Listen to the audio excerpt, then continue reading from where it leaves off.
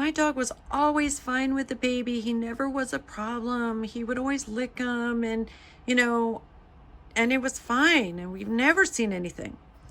Those are the words that I hear time and time again with phone calls I receive where unfortunately a growler bite has happened. So I thought I would use these figures. I know, silly.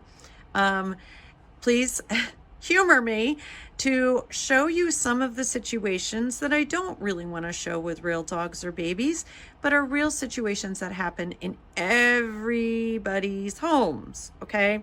So let's talk about kiss to dismiss a little bit, something that I feel is incredibly important because it is often mentioned in every phone call that I get where there's been a growl or a bite that the dog had licked the baby.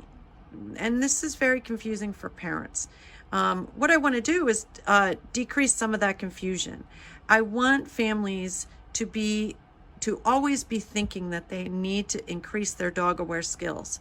Learning how dogs communicate in subtle ways is so important to helping make safer choices and help everybody be comfortable living together. So let's talk about this. So you have a baby that's moving rather unpredictably,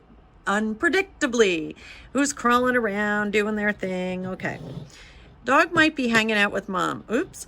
Dog might be hanging out with mom, either on the couch or come in and get like this dog kind of behind her knees or hang out there. Now, what if it might be fine if baby keeps the distance, okay? It might be. We could put a camera on a tripod and get video of that to see what our dog is actually doing. But where it gets interesting is once baby closes the gap, starts crawling towards the dog.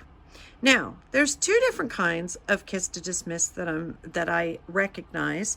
One is where the dog comes up and starts licking the baby. So the dog might lick the baby, lick, and then check in with the adult. And then if nothing happens, lick, and almost the lick is so much that it may actually push the baby away. If a baby's sitting upright, they might knock them over.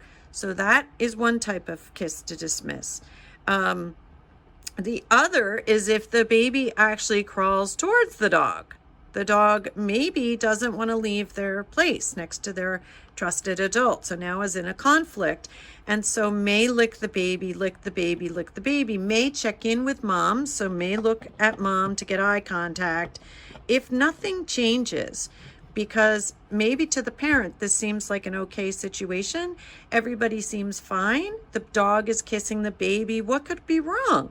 Well, the problem is that this lick may not be so much about affection. It may be a distance increasing behavior where the dog is licking. So what we want to look for is ears, eyes. What do we see? What are the ears doing? What are the eyes doing? Is the face tense? Is the face are the facial muscles tense?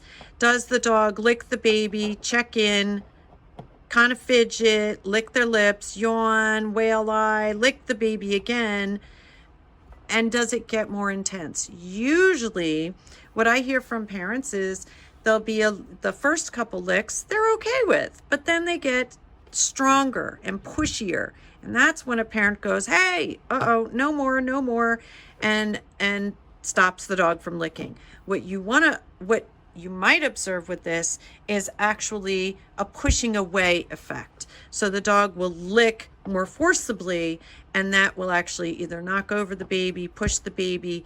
Some dogs might walk away and shake off. Other dogs might stand their ground and growl, or even snap.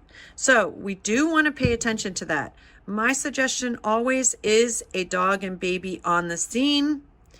A parent in between. So we don't want to have this kind of scenario. And we do want to have a parent in between so that if anything changes, they are absolutely there to make sure that they can intervene and that they're observing. Now, that said, along with observing, we've we've got to know what we're looking at, right? We've got to know what we're actually seeing. Sorry, I use my hands when I talk. We've got to know what we're looking at. So I encourage you to stay tuned to Family Paws Official on Instagram, and you can learn more dog aware skills as we go, one day at a time, one step at a time. It's so important that we just keep learning. Babies grow, dogs age. We've got to adjust at every stage. Stay tuned for more tips.